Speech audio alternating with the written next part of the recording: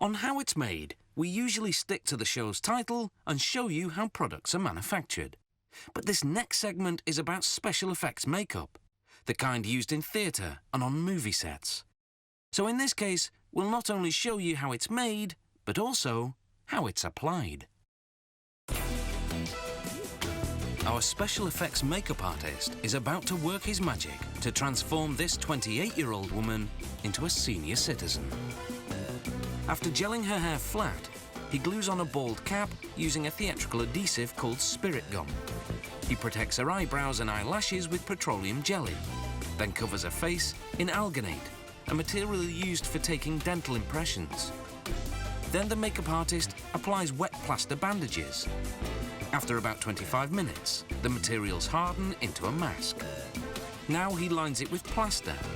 In half an hour, the plaster hardens into a perfect replica of the woman's face. Then the model is coated with an oily release agent. Using professional-grade plasticine, the artist begins to sculpt an elderly face. He smooths out the wrinkles with strong rubbing alcohol, so they'll look realistic. The artist uses a bumpy rubber pad to give the skin an aged orange peel texture. The finished sculpture sits in water for 2 to 3 hours. This activates the release agent, detaching the plasticine from the plaster underneath. Now the artist carefully cuts the sculpture into sections.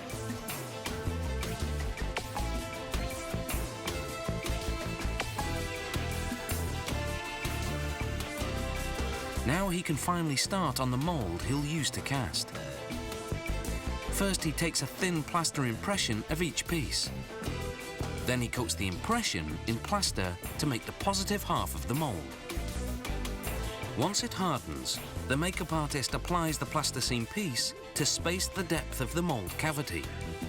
Then he coats that in plaster to create the negative half of the mould. When that hardens, he applies release agent to both mould cavities, pours in hot gelatine, then closes the mould. In half an hour, the gelatine hardens into a flexible replica of that particular piece of plasticine sculpture. He then implants synthetic hairs to create eyebrows. Now using surgical glue, the artist begins to apply the pieces, called prosthetics. He starts with the largest face piece first. This includes the nose, cheeks, neck, and upper lip. Then all the other pieces of the jigsaw are assembled.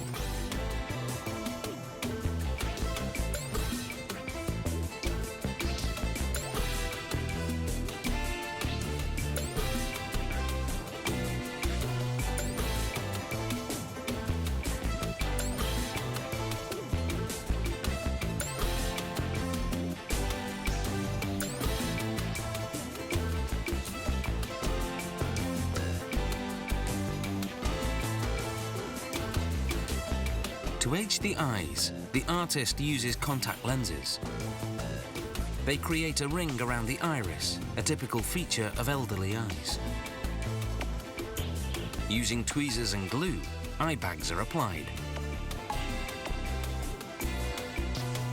And finally, some wrinkly eyelids. With the mask fully assembled, it's makeup time. Using a toothbrush, the artist sprays it unevenly over the mask, then smudges it with his fingers. This technique creates a realistic look because the human face, aged skin especially, has colour variations. Using a delicate brush, wrinkles are accentuated by creating depth with a darker colour. Now some freckles and age spots. And a grey wig.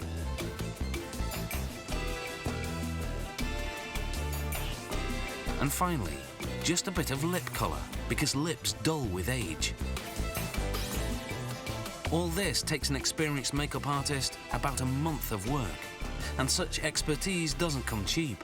A major transformation like this for stage or screen can cost up to €10,000.